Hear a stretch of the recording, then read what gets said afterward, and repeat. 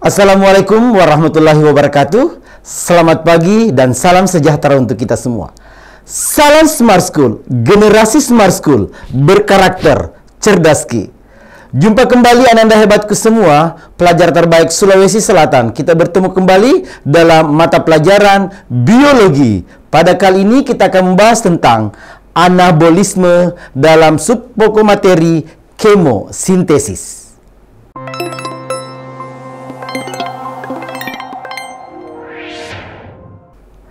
Ananda hebatku semua, pada kesempatan kali ini kita belajar biologi, yaitu anabolisme dan kemosintesis.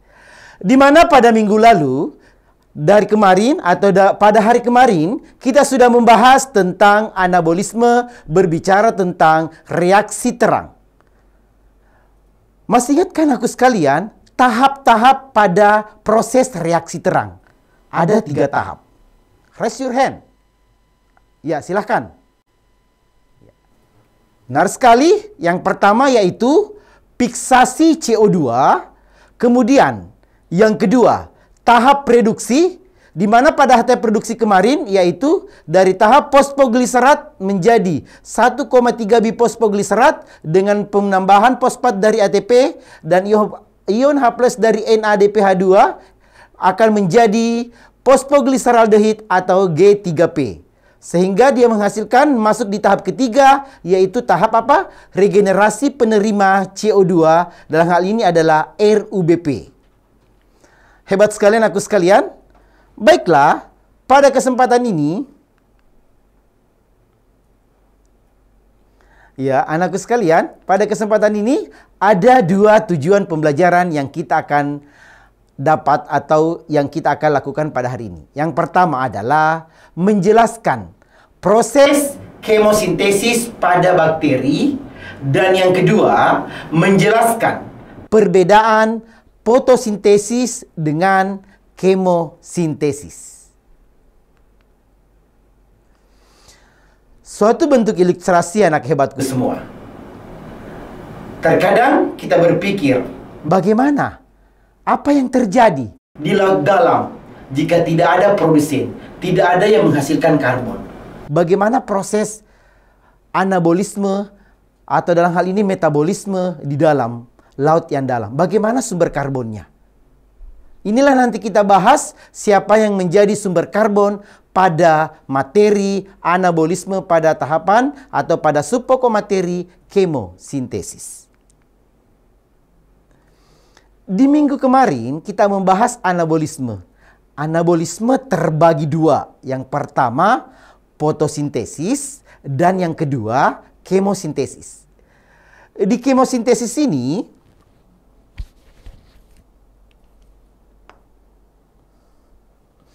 kita akan bahas tentang bakteri kemoautotrop dan contoh proses kemosintesis, dalam hal ini beberapa dari bakteri kemoautotrop.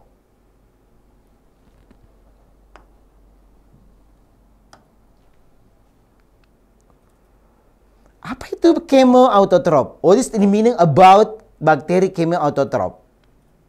Ya. Kemo adalah kimia. Sintesis adalah membuat.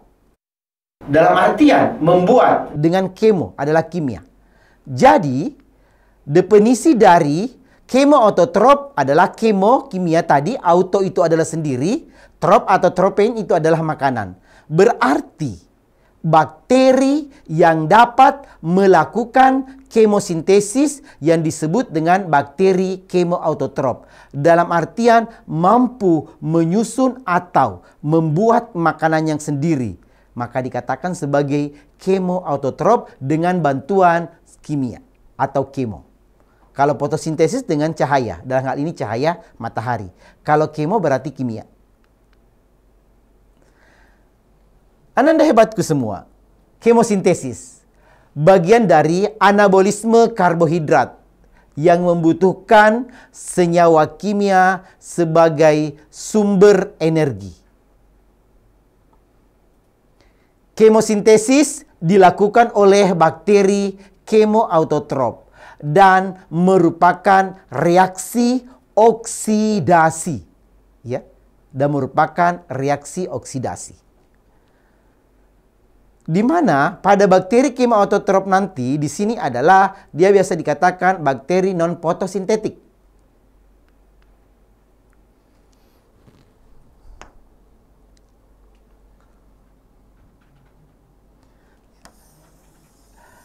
Kemosintesis, ya, anak hebatku, kan anabolisme adalah penyusunan. Ya. Kalau katabolisme berarti pembongkaran. Ya. Jadi di sini dari katabolisme di kemosintesis, bagaimana penyusunan senyawa anorganik menjadi senyawa organik atau penyusunan senyawa sederhana menjadi senyawa kompleks. Ya. Senyawa anorganik dengan organisme kemoautotrof akan menjadi senyawa organik. Jadi ada penyusunan nanti senyawa sederhana menjadi senyawa kompleks. Di materi kelas 10 Ananda hebatku sudah dipelajari tentang bagian bakteri berdasarkan cara memperoleh nutrisi, pengelompokannya. Ada yang dikatakan sebagai fotoautotrof, ada kemoautotrof, ada fotoheterotrof dan kemoheterotrof. Foto adalah cahaya, kemo adalah tadi kimia. Yang menjadi perbedaan mendasar apa itu autotrof dan apa itu heterotrof. Ada yang tahu? Masih ingat pelajarannya Ananda hebatku? Satu orang. Ya, betul sekali. Autotrof berarti mampu menyusun atau mensintesis makanannya sendiri. Sedangkan kalau heterotrof berarti tidak bisa mensintesis atau membuat makanannya sendiri. Ya, dia akan mendapatkan sumber karbon lain dengan memperoleh dari sumber karbon. Dalam hal ini biasanya berperan sebagai konsumen untuk heterotrof. Karena dia tidak mampu mengubah energi kimia langsung dari energi cahaya atau dari energi zat kimia secara kemoautotrof. Bakteri-bakteri kemosintesis pada kali ini kita akan membahas ada 5 dari bakteri kemosintesis. Apa itu?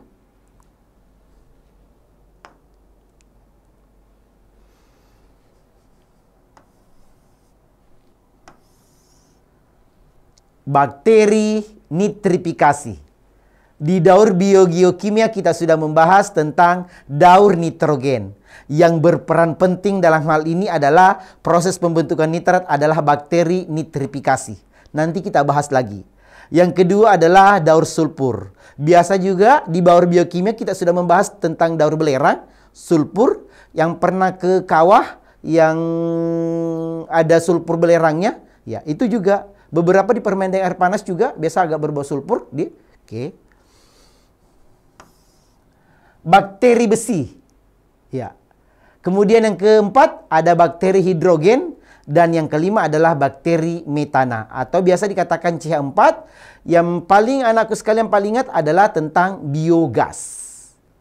Inilah kelompok bakteri kemosintesis yang akan kita bahas pada kali ini.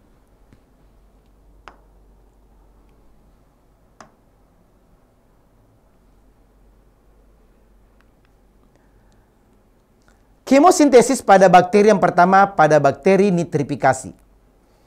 Bakteri nitrogen dengan melakukan oksidasi senyawa tertentu dapat memperoleh energi untuk mensintesis zat organik yang diperlukan. Bakteri di sini adalah Nitrosomonas dengan Nitrococcus. Dia memperoleh energi dengan cara mengoksidasi NH3 yang telah membentuk senyawa amonium. Di mana nanti amonium, dalam hal ini amonium karbonat akan menjadi asam nitrit. Dan nanti nitrit akan menjadi nitrat. Karena nanti dapat diserap oleh tumbuhan dengan dalam bentuk nitrat. Tetapi beberapa bakteri tersendiri seperti Rhizobium dapat mengikat nitrogen langsung dari udara. Kalau yang lain adalah biasanya mengikat, ya. Oke. Atau biasa pada bintil-bintil kacangannya ada untuk bakteri pada Rhizobium. Ini pada bakteri nitrogen. Bakteri nitrit, ini adalah salah satu bentuk dari bakteri nitrit. Nitrosomonas dengan Nitrococcus. Dua kelompok bakteri dalam hal ini mengubah amonian menjadi nitrit. Nitrosomonas dengan nitrococcus akan membantu mengubah amoniak menjadi nitrit. Kemudian bakteri nitrat. Ya, ada dua tadi di nitrogen ya, nitrit dengan nitrat. Untuk mengubah nitrit menjadi nitrat, ada bantuan bakteri adalah bakteri Nitrobacter. Ya, yang pertama tadi untuk mengubah amoniak menjadi nitrit adalah Nitrosomonas dengan nitrococcus. Kemudian pengubahan nitrit menjadi nitrat akan dibantu oleh bakteri Nitrobacter. Kembalinya nanti nitrat menjadi nitrogen kembali di udara, namanya denitrifikasi. Kalau tadi perubahannya amoniak menjadi nitrat namanya nitrifikasi. Oke. Ya, bisa lihat anakku sekalian.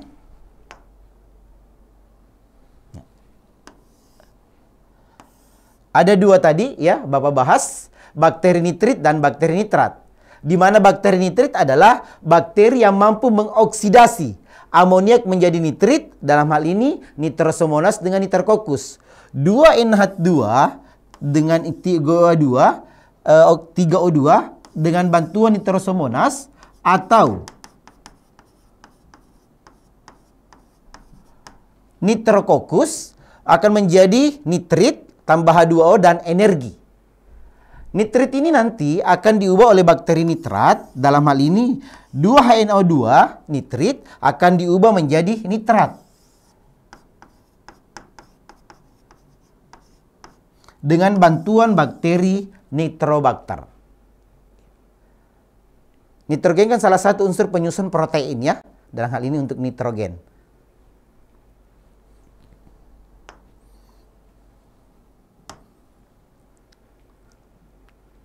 Selanjutnya, bakteri belerang, ya, sulfur. Salah satu contohnya adalah Thiobacillus thiooxidans, yaitu adalah perubahan sulfur menjadi sulfat.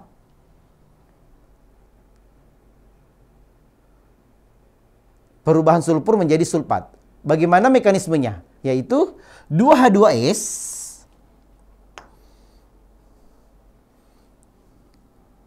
ini biasanya agak berbau ya. Makanya biasanya kalau bau belerang berbau, H2S ya. Dia berbau, ada baunya ya. Biasanya adalah bantuan bakteri Beggiato atau Thiospirillum menjadi es dan 2H2O tambah energi. Jika cadangan hidrogen pada sulfida habis, endapan sulfur atau es akan dioksidasi menjadi asam sulfat atau H2SO4. Ya, jika endapan ini tadi tambah hidrogen, ini akan membentuk namanya asam sulfat. Ya. Dibentuk asam sulfat tambah energi. Karena kenapa ada energi? Energi nanti digunakan untuk sebagai sumber karbon, ya. Kan nanti penyusunan, ya. Ini sebagai sumber karbon pada kemosintesis. Untuk mengubah atau mensintesis dari mengoksidasi senyawa anorganik menjadi senyawa organik.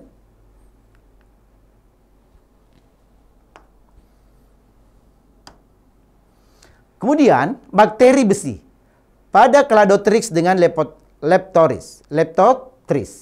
Di sini pengubahan ion ferro menjadi ion peri. Ya, ada pengubahan ion ferro menjadi ion peri pada bakteri besi. Kemosintesis pada bakteri besi memperoleh energi kimia dengan cara mengoksidasi ferro menjadi peri. Contohnya pada Gallionella, Thiobacillum peroxidan, dan Leptotrix. Bisa dilihat ini. Ya. Siderit ya akan mengubah EPOH3 3 hidroksida ya akan menjadi tambah CO2 menjadi energi. Ada dengan H2O dengan ini ya O2 dengan H2O ya. Bakteri memperoleh energi kimia dengan cara oksidasi menjadi ion ferro menjadi ion peri. Dalam hal ini siderit ya menjadi FeOH3.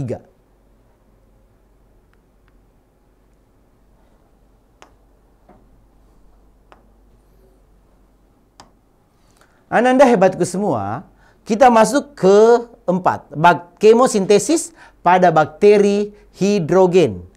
Bakteri hidrogen suatu contohnya adalah pada Bacillus ya. Pada Bacillus Pantherotropus mampu tumbuh pada medium anorganik yang memiliki kandungan senyawa hidrogen, CO2 atau O2, ya. Selain itu, bakteri ini juga mampu mengoksidasi hidrogen dengan membebaskan atau menghasilkan energi.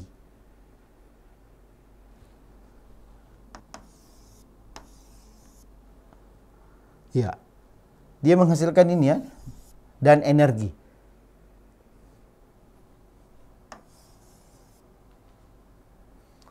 Mampu tumbuh pada medium anorganik yang memiliki kandungan senyawa hidrogen, CO2 dan O2.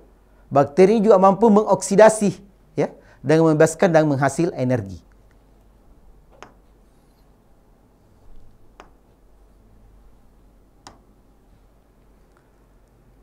Ananda hebatku semua, kita lanjut, yaitu kemosintesis pada bakteri metan.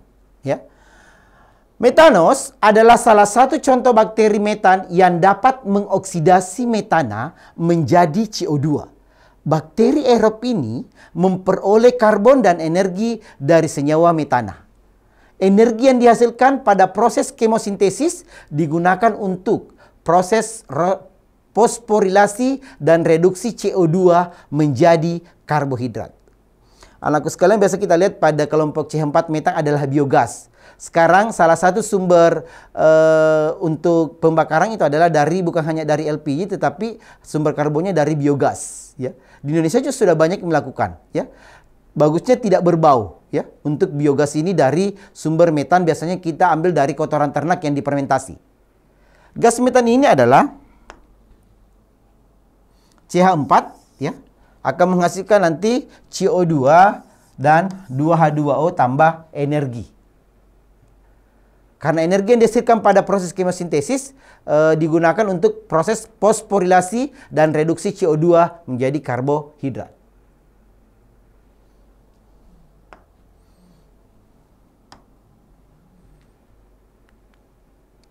Ya. Tadi di ilustrasi yang pertama, bagaimana memperoleh sumber karbon? Bagaimana memperoleh sumber karbon pada mikroorganisme yang berada di laut dalam? Ya. Bisa dilihat anakku sekalian, ya. Ini pada bentuk cacing giant barons. Adanya CO2, H2S, dan O2 oleh di bakteri kemoautotrop akan nanti menghasilkan namanya senyawa organik. Senyawa organik inilah yang dipakai, ya. Walaupun kita ketahui bahwa bakteri kita kenal tidak sama dengan fotosintesis, bahwa memang ada yang bertindak sebagai produsen, ya. Tetapi bakteri kita ketahui adalah memang sebagai bentuk dekomposer atau pengurai. Tetapi ada kalanya dia berfungsi sebagai produsen untuk menjadi sumber karbon pada beberapa mikroorganisme lainnya. Jadi dia akan memperoleh senyawa organik dalam hal ini, apakah dalam bentuk CO2, H2S, ya, atau O2.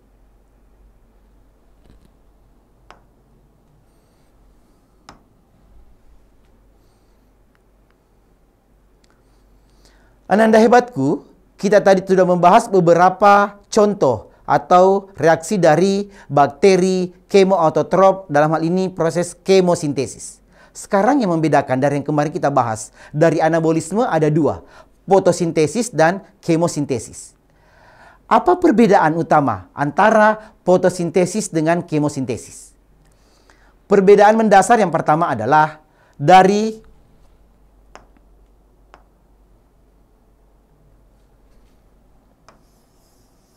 faktor pelakunya. Fotosintesis pada tumbuhan, sedangkan kemosintesis biasanya pada mikroorganisme kemosintetik.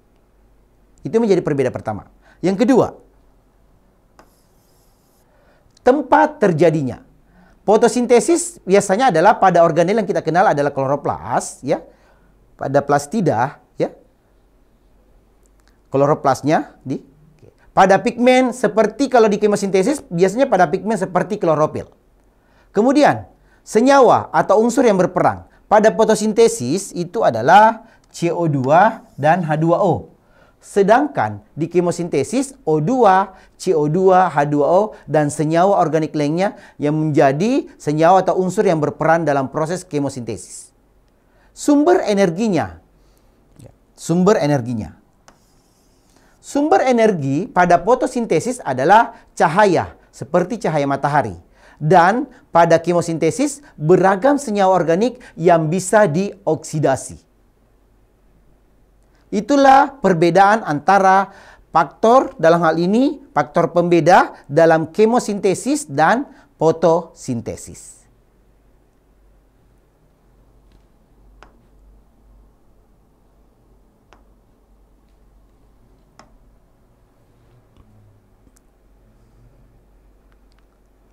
Ananda hebatku, kita masuk di soal ya. Masih ingat tadi kan materinya? Oke. Soal yang pertama. Organisme kemoautotrop dapat menyusun senyawa organik tanpa bantuan energi matahari. Energi yang mereka gunakan berasal dari. Ada yang bisa? Raise your hand.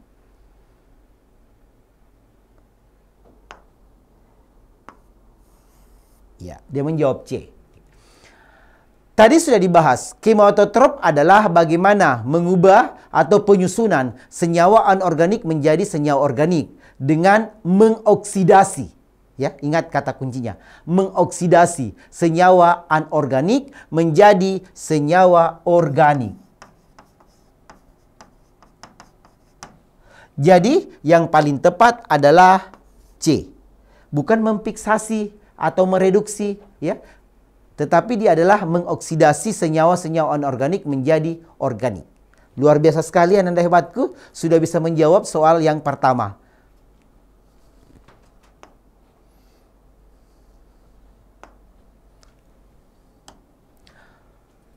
Soal yang kedua. Pernyataan berikut ini yang menjelaskan arti kemosintesis. Siapa yang bisa? Ayo, raise your hands. Come on guys. Arti kemosintesis. Katakan. Dari SMA Negeri 1 Toraja Utara tadi. Oke. Yang dijawab adalah C.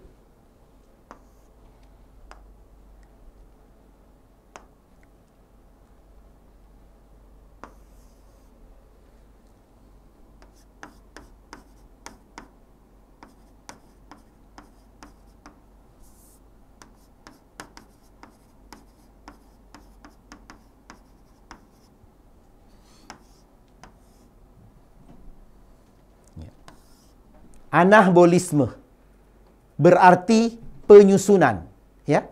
Kalau katabolisme berarti pembongkaran, ya. Anabolisme terbagi dua.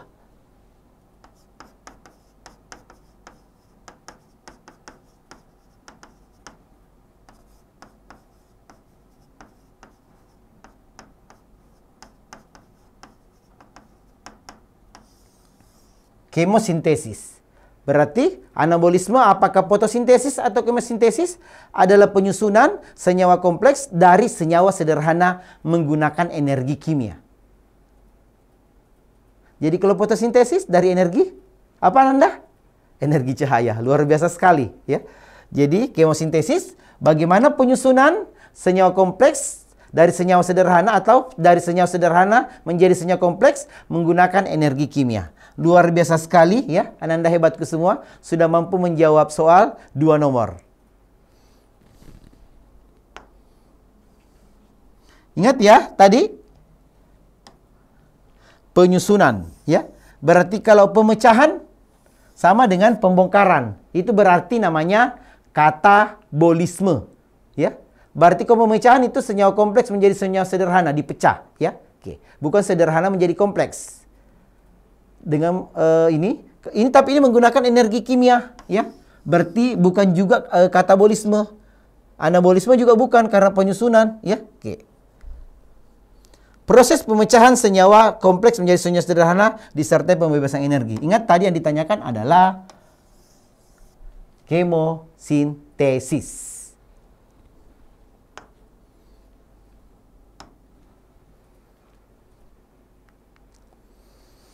Ya, untuk mereview kembali pelajaran anakku sekalian tentang anabolisme, yaitu berbicara tentang fotosintesis dan kemosintesis.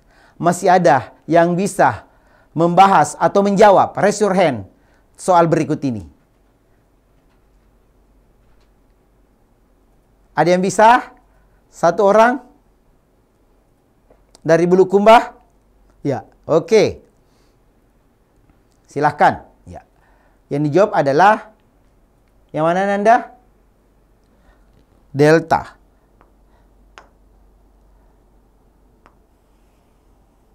Oke, kita lihat apa benar ya. Oke. Tahap dalam siklus Kelvin, kita ingat ada 3 tahap ya.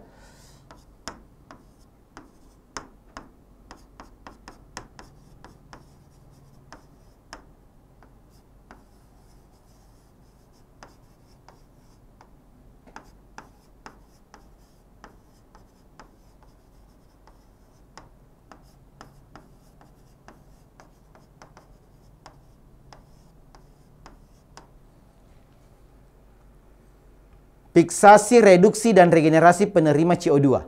Tahap yang pertama, fiksasi. Oke, berarti memfiksasi CO2 oleh RUBP. Ini yang pertama. Tahap yang kedua, apa yang terjadi di tahap fiksasi oleh RUBP? Maka akan terbentuk dari hasilnya, yang pertama, terbentuk PGA. Fosfoglycerate acid. Yang ketiga, tahap reduksi.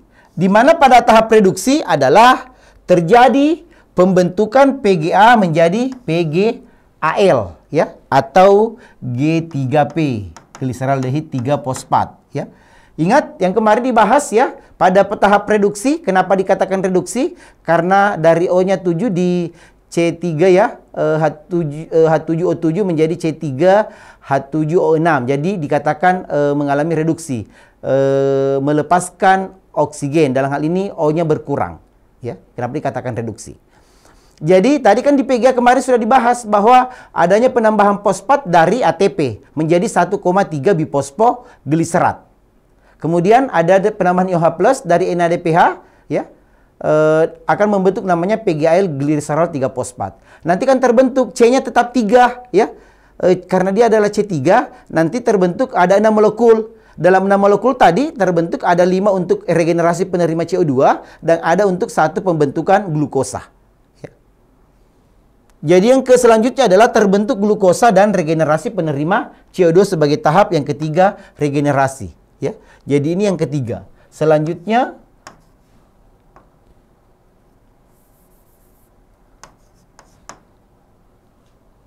terbentuk glukosa dan regenerasi penerima CO2. Jadi yang benar, tahap yang pertama nomor 1 adalah 2. Kemudian yang ini lanjut 3 dan ini adalah 4. Berarti 2, 1, 3, 4. Jadi yang benar adalah delta. Luar biasa sekali ya. Salut ya. Saya kasih tepuk berputar. Mantap.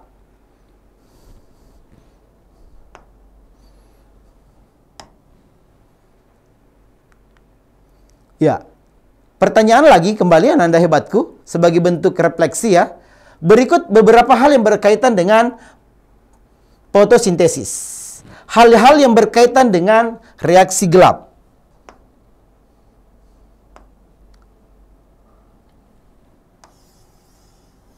Ada yang bisa? Ananda hebatku. Oke. Siapa yang bisa menjawab? Raise your hands. Ya, kembali lagi dari SMA Negeri 1 Toraja Utara. Oke, apa tadi? Yang dijawab? Beta. Oke, yang dijawab adalah B. Oke, kita simpan ya. Oke. Kita lihat. Terjadi di stroma. Ingat konsepnya gestro.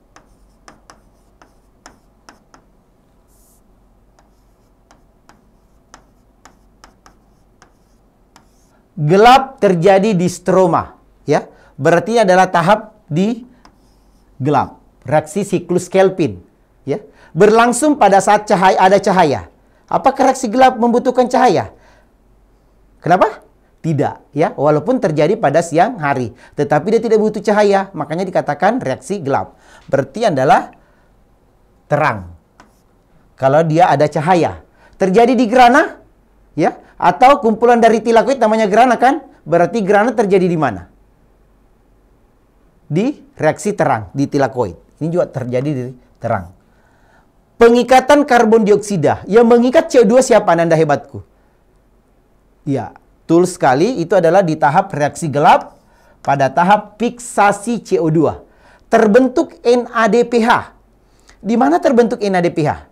Apa hasil dari reaksi terang kemarin? Ada dua. Baik secara siklik atau non-siklik. Ya. Kalau siklik kan kemarin cuma hasilnya adalah ATP. Kalau non-siklik apa?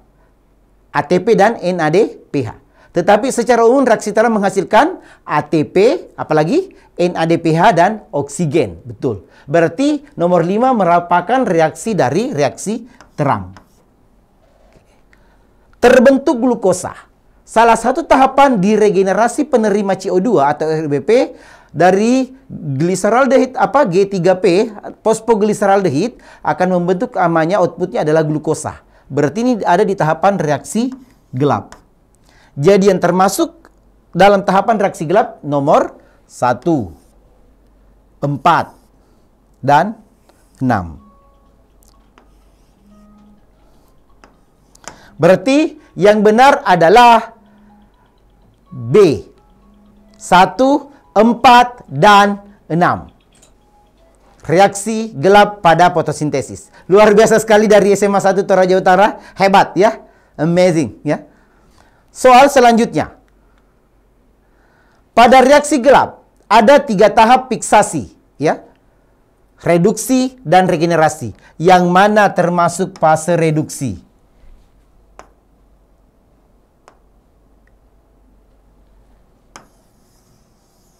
Yang mana termasuk fase reduksi ya. Soal ini saya ambil karena Bapak kemarin membahas tahap anabolisme ya. Berarti ada 2, fotosintesis dan kemosintesis. Oke. Reduksi. Kalau bagian A apa? Tahap apa dia? Pengikatan CO2. Berarti dia tahap fiksasi. Oke. Pemakaian H dari NADPH menghasilkan senyawa PGAL. Tahap apa? Reduksi. Oke. Ini berarti terjawab lah ya. Kemudian terbentuk kembali RUBP. Tahap regenerasi. Ya. Kemudian pemakaian H. Tidak ada IPADH ya. Tapi NADH. Dan pelepasan CO2. Ya. Bukan pelepasannya tetapi pengikatan CO2. Jadi, yang benar adalah peristiwa yang terjadi pada fase reduksi adalah tahap bagian nomor B. Oke, anakku sekalian?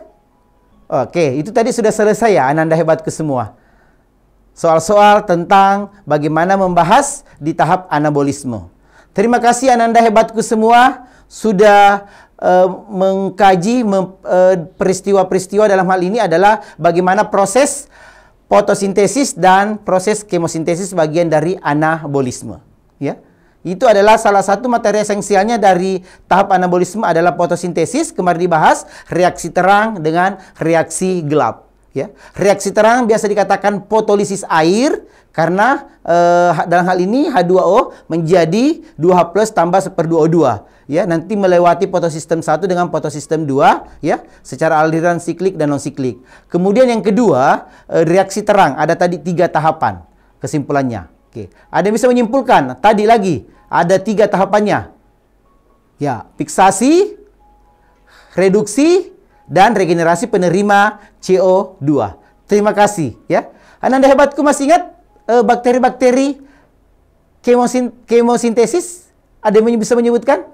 1 apa? Bakteri apa? Nitrat. Apalagi? Bakteri belerang. Bakteri apa lagi? Besi. Apa? Bakteri hidrogen dan bakteri metan. Ya. Itu adalah salah satu pembentukan dari bakteri mengkemosintesis. Bagaimana membuat makanan sendiri dari penyusunan senyawa anorganik menjadi senyawa organik dengan dioksidasi sebagai bentuk sumber karbon. Oke.